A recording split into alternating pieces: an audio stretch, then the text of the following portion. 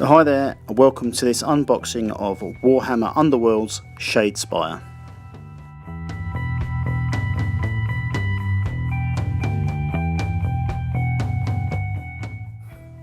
Okay, so we'll start by having a look at the box art. Very nice. The artwork in the game in general, which we'll see in a minute, is really spectacular, specifically the boards.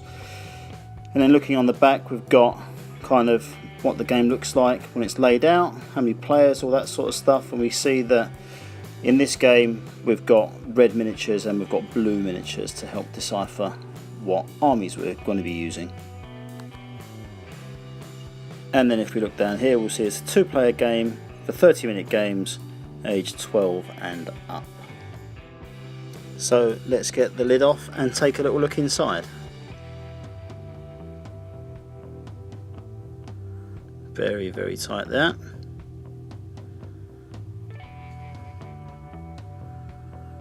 Okay, start with some punch boards.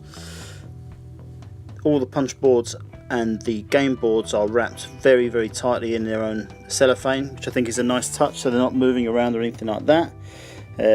So it's going to preserve the quality in there anyway. And then we've got some literature to look at. That's how you put all the little miniatures together they've got on the back there, but we'll open this up in a minute and have a good look. There's all the sprues for the miniatures to make. You get a few on each side. Very nice. 3 decks of cards. We'll have a look in one of those in a minute as well.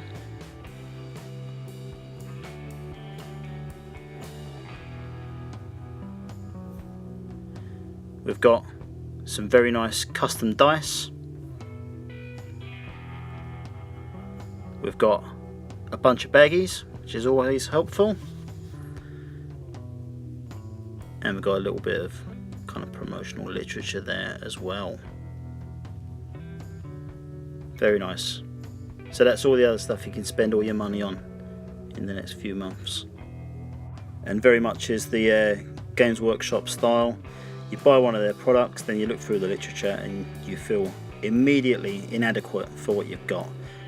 So there's something else to spend all your money on. Anyway, let's have a little look at the rest of the content. Okay, let's start by having a look at these punch boards. So these are exceptionally well wrapped up, almost to the point where, and I don't know how you guys feel, but sometimes if something's really tightly wrapped, whether it's, you know, the punch boards or game boards or decks of cards or anything like that, I worry about damaging them as I'm trying to get them off if they're really tightly wrapped. Anyway, so as we can see, you've got very nice artwork on there. They're all tokens for different parts of the game. Let's give it the little punch test. It passed with flying colours. Sometimes I get worried about when I'm punching boards, you know, you try and give it a good confident punch as you can, but you always worry about tearing, but none of that here. So this is all looking very nice. So we get a couple of punch boards and then we get these magnificent game boards. And I'll just say that the artwork on here and kind of the definition that there is in the print is around about as good quality as I've ever seen. Really great stuff. And that follows through in the second board here, and I'm probably not giving it justice in this video, but just the quality of the print itself, it's almost like high definition. It's really fantastic stuff. So anyway, so there's the game boards. You got 2 double-sided game boards there, and next there's those lovely dice again. Very nice. Now let's have a little look at a deck of cards. And what I was saying before about when things are really tightly wrapped, you worry you're going to damage them. I would never take a craft knife or anything like that to one of these packets. I just worry too much that I'm going to damage the cards themselves. But if you see me there, I'm probably not doing them that good either. But yes. So you get 3 decks of cards in the game, but first of all let's have a little talk about the card stock that's used. Very good. nice strong cards. They don't feel flimsy in any way. They feel well laminated on both sides as well. Obviously the nice artwork carries on between the two. So going through the deck, you can see by the images on the back that you've got different cards inside there. And again, I believe it works out that you've got 2 decks, one for each player, and then there's a third deck which is kind of mutual deck that can be played by both. But yeah, these all look very nice. They feel very good as well. Very, very good quality.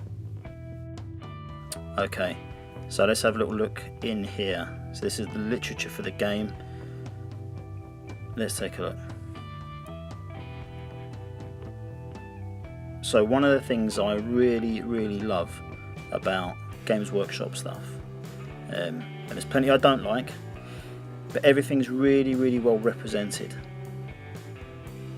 You know, the cards we've got here that show you how to put together the miniatures is all very straightforward and very, very clear.